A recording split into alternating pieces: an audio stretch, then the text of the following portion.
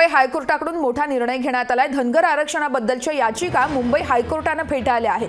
धनगरांना ST प्रवर्गातून आरक्षण देण्यास कोर्टाने नकार दिलाय, तर धनगरांना एसटी प्रवर्गातून आरक्षण मिळणार नाही। त्यामुळे आता हे सिद्ध झाल्याचं पाहायला मिळतं। तर धनगरांना एसटी प्रवर्गातून आरक्षण देण्यात येणार नाहीये, कारण मुंबई हायकोर्टाने मोठा निर्णय घेतलाय। धनगर आरक्षणाबद्दलच्या याचिका मुंबई हायकोर्टाने फेटाळल्या आहेत।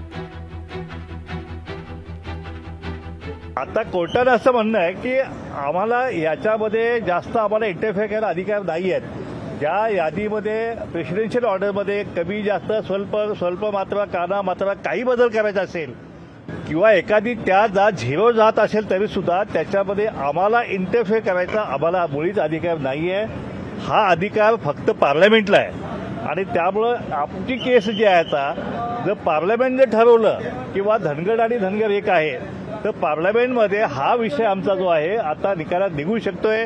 केस डिसमिस केली हे फार मोठं आमच्या धनगर समाजासाठी दुर्दैव आहे, पण अजूनही आम्ही हरणार नाही आणि आमचा राजकीय लढा हा चालू राहील।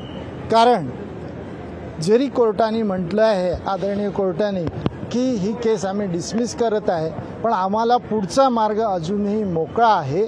त्यांनी हे पार्लमेंटकडे पाठवावं असं जे म्हटलं आहे त्याचा आम्ही पाठपुरावा करू आणि आरक्षणाचा हा लढा चालू राहील। आज महाराष्ट्रातल्या धनगर समाजाला आनंदाचा दिवस येईल असं चिन्ह दिसत असताना सुद्धा महाराष्ट्रातल्या धनगर समाजामध्ये चिंतेची बाब म्हणजे की महाराष्ट्रातल्या मुंबई हायकोर्टानं धनगर समाजाची एसटी आरक्षणाच्या निर्णयाची याचिका फेटाळण्यात आली। धनगर समाजाला एसटी आरक्षणापासून वंचित ठेवण्याचं महापाप राजकीय नेते मंडळी आणि त्याच्याबरोबरच न्यायव्यवस्थेने आमच्या विरोधात केलेलं आहे। बुद्धिभेद करून पुन्हा न्यायालयाकडे निर्देश दाखवले आणि न्यायालयातून आरक्षण मिळेल असं सांगितलं आणि न्यायालयात धनगर समाजासाठी सकारात्मक प्रतिज्ञापत्र सादर केलेलं आहे असं सांगितलं।